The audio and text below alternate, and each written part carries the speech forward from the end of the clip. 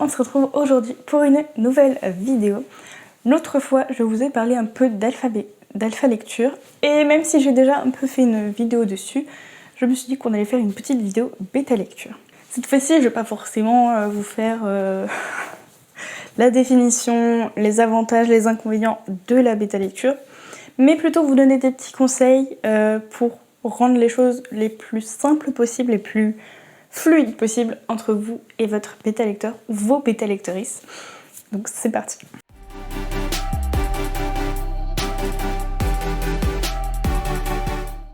Déjà, dans un premier temps, je dirais soyez sûr d'être prêt à donner votre texte à lire.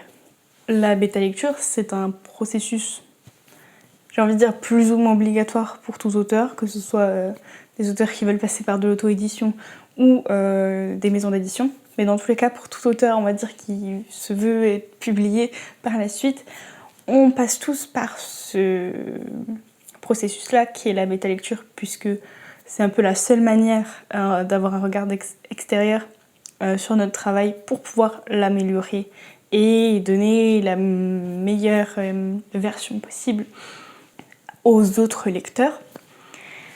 Mais assurez-vous d'être prêt.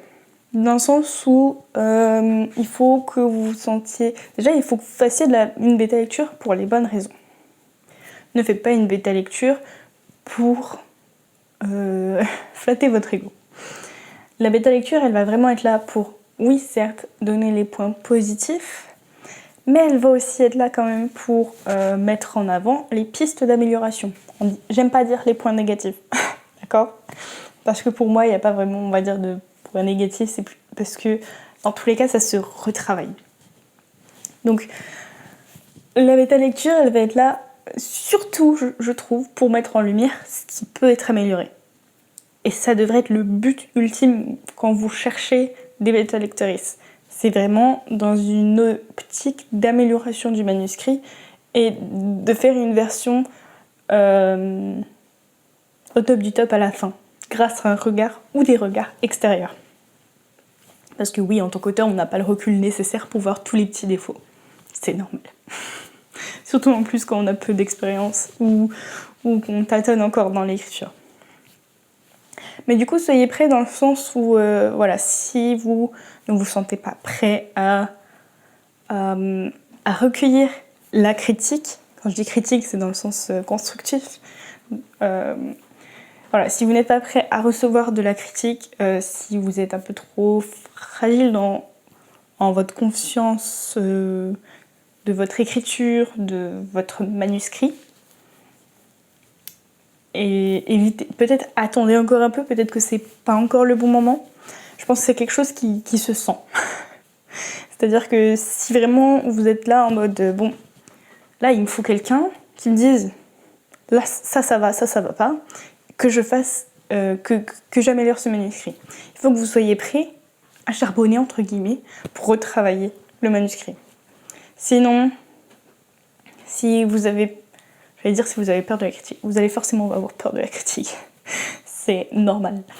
Mais si vous n'êtes pas prêt à l'entendre, surtout, ça risque de provoquer des frictions plus qu'autre chose avec votre ou vos bêta lectrices et ne pas servir à grand chose, parce que dans tous les cas, si vous ne comptez pas prendre en compte le regard extérieur, ça sert à rien que la personne perde son temps avec ça. Ensuite, deuxième point que je pourrais vous conseiller, c'est déjà de donner un manuscrit où le premier jet a au moins été relu, si ce n'est réécrit, parce qu'il va y avoir plein de petits défauts déjà que vous pouvez corriger vous-même, concrètement, parce que même si on n'a pas beaucoup de recul sur notre manuscrit, il y a des choses qu'on peut voir nous-mêmes, parce que un petit peu même si vous n'êtes pas bon ou bonne en orthographe, une petite relecture pour éviter le plus gros défaut que vous pouvez remarquer, ça sera toujours agréable pour le bêta lecteur. Ou même les petites coquilles dans les phrases, un mot écrit pas comme on le voulait, le mauvais mot, un mot manquant, les incohérences que vous pouvez relever vous-même, voilà, tous les petits détails en fait que vous allez pouvoir apercevoir vous-même, bah ça montrera au bêta lecteuriste que vous avez fait le maximum vous-même et que bah, lui il est là pour aller chercher la petite bête. Puis c'est une question de confort en fait pour le bêta lecteur, je trouve. Moi j'aime bien quand on va dire je sens que ça a été un peu soigné, que l'auteur a voulu retravailler au max et qu'il y a un peu de mise en page aussi, ça fait du bien, petit vieux. Voilà, tout simplement. Ensuite, dans votre démarche de recherche d'un bêta lecteur ou d'une bêta lectrice, n'oubliez pas de tout dire. Mais qu'est-ce qu'il faut dire du coup? Je dirais déjà la base de la base, on va dire, le genre de votre roman, parce que le plus souvent c'est mieux, du moins c'est plus conseillé, d'avoir un bêta lecteur ou une bêta lectrice qui est à l'aise avec ce genre, avec les codes du genre. Ça peut être intéressant, un bêta lecteur qui n'est pas dans le genre, voilà, mais au final, vaut mieux que vous ayez des bêta lecteurs qui représentent votre cible et qui connaissent un peu voilà, les attentes de votre cible, au final. Donc déjà ça. Attention à bien identifier votre genre. Parce que, notamment sur mes dernières bêta lectures, moi j'ai eu à 2 reprises une mauvaise compréhension du genre urban fantasy. Voilà. Donc n'hésitez pas à bien revérifier la définition. Ça ne mange pas de pain, parce que du coup ça peut vraiment mettre sur la fausse route le bêta lecteur ou la bêta lectrice. Je m'explique. Pour revenir sur mon exemple, l'urban fantasy, on est sur une fantasy qui se raccroche, je vais mal le définir, hein, mais qui a une facette ou qui se trouve dans le monde contemporain. On a une base monde contemporain. Un peu comme la bitlit. Donc on est sur une partie fantasy dans le monde contemporain. Contrairement à la fantasy où vraiment, bah, ça peut être un monde moderne mais pas celui qu'on connaît, où vraiment tout est inventé. Et si tout est inventé, ce n'est pas de l'urban fantasy. Parce que ce n'est pas notre monde contemporain. C'est bon, vous me suivez? Et le problème est que si par exemple vous donnez une urban fantasy, je m'explique autrement. Si vous donnez une fantasy à votre bêta lecteur ou à votre bêta lectrice qui au final que vous définissez en tant qu'urban fantasy, il va s'attendre obligatoirement, normalement, à un monde contemporain, donc du coup à des repères que lui pourra identifier très très clairement parce qu'il le connaît ce monde contemporain. Voilà, par exemple. Ou un autre exemple que j'ai eu avec la urban fantasy, qui était associée par l'autrice à de la dark romance. Et donc elle n'a pas jugé bon de m'indiquer qu'il y avait de la dark romance parce que, pour elle, ça rentrait dans le genre urban fantasy. Et du coup, ben, tout le monde n'accepte pas ou ne veut pas lire de dark romance. En l'occurrence, moi ce n'est pas mon cas. Je ne veux pas en lire, et surtout que même pour la compréhension de ce qui se passe dans le roman, c'est super important de savoir que c'est de la dark. Au niveau de l'intention au final de l'auteur. Donc pareil, voilà. Et tout ça, ça peut soit induire en erreur votre bêta lecteur dans ses perceptions du roman, dans ses remarques, dans ses commentaires, dans son compte rendu, et ça peut générer des frictions entre vous. Voilà. Selon les personnalités des auteurs et des bêtas. Donc faites attention à bien définir votre genre. Dans tous les cas, si vous voulez vous éditer en auto ou en maison d'édition, vous allez devoir faire ce travail de dans quelle case je le case. Donc pourquoi pas le faire au bon moment, c'est-à-dire avant de le donner à un bêta pour que le bêta ait les bonnes clés en main et qu'il se sente compétent dans ce domaine-là aussi. Donc voilà, il y a ça à dire au bêta, selon moi, je dis bien selon moi, les trigger warnings, parce que non seulement ça peut vous aider éventuellement dans le cas un peu des sensitive readers, éventuellement, même si c'est pas tout à fait le même truc, mais si par exemple c'est des choses qui ne dérangent pas la personne, mais une cause qui le ou la concerne, ça peut éventuellement être intéressant pour vous d'avoir des personnes qui pourront jauger de l'intensité, du dosage qui a été fait sur cette caractéristique un peu, peut-être délicate. Et puis aussi, tout simplement parce que un bêta-lecteur n'est pas obligé d'avoir envie de tout lire et il peut avoir ses propres limites. Donc, plutôt qu'il l'apprenne à ses dépens pendant sa lecture et que ça soit, on va dire, pas bénéfique pour la bêta-lecture, vaut mieux tout dire dès le début, comme ça il n'y a pas de risque. Et au moins le bêta, surtout quand c'est des bénévoles, n'oubliez pas, mais même avec des pros, comme ça le bêta peut refuser tout simplement la bêta-lecture pour ne pas avoir à se mettre dans une situation inconfortable, tout simplement. Ensuite, on a le nombre de mots ou le nombre de signes, ça dépend peut-être de votre bêta. Moi je trouve que c'est important de le mentionner, notamment pour mon autre point d'après, qui est la deadline. Mais ça, c'est un truc que vous allez un peu vous mettre d'accord dessus.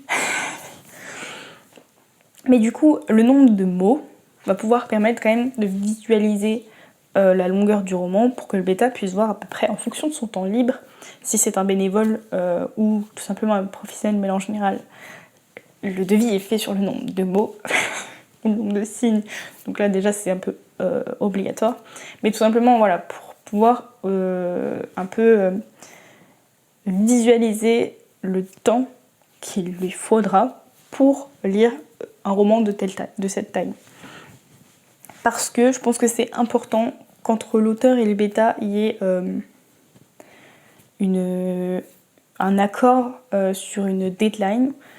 Parce que déjà pour l'auteur c'est assez frustrant de devoir attendre et le fait de mettre un peu un objectif daté, ça permet peut-être de soulager l'attente, disons. C'est pas très... voilà, mais vous voyez un peu ce que je veux dire. Et pour le bêta-lecteur, ça permet quand même de... comment dire, pas de lui mettre la pression, mais qu'il fasse attention, voilà, à pas trop traîner. Parce que voilà, un bêta-lecteur notamment bénévole, déjà tout bêta-lecteur n'est pas auteur et ne peut pas comprendre ce que c'est de faire bêta-lire un de ses bébés, déjà. Et puis voilà, ils peuvent se laisser prendre par le temps, par leur vie quotidienne et un peu zapper. Donc une deadline, ça permet un peu de recadrer le truc, notamment avec des bénévoles. Par contre, n'oubliez pas d'être souple. Parce que en tant que bénévole, il peut y avoir des couacs. Des choses qui font qu'ils n'ont pas le temps, pas l'envie, pas le mood pour se mettre dans la bêta lecture et qui font que ça retarde un peu, ralentit la bêta lecture. Et à ce moment-là, n'oubliez pas d'être un peu souple, d'en parler. Je pense que la communication c'est hyper important parce que du coup, si vous êtes très exigeant envers votre bêta, ça peut compliquer les relations et ça peut le braquer et donc ne pas être bénéfique pour votre retour sur votre roman. Et en plus, faut pas oublier que il n'a pas tout son temps pour faire ça et que c'est normal qu'il y ait des petits ajustements de deadline à faire. Mais voilà, au moins vous avez cette deadline, quitte à la voir large, pour que ça vous donne un peu une idée de la date à laquelle vous pourrez reprendre votre manuscrit. Et comme ça, le bêta-lecteur se dit quand même, faut que je le fasse, quoi.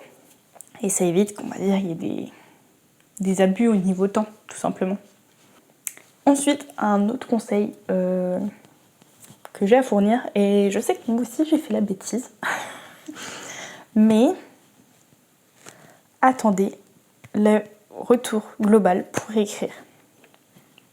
Beaucoup vont passer par Google Doc éventuellement et vont avoir accès aux remarques éventuellement des bêta-lecteurs.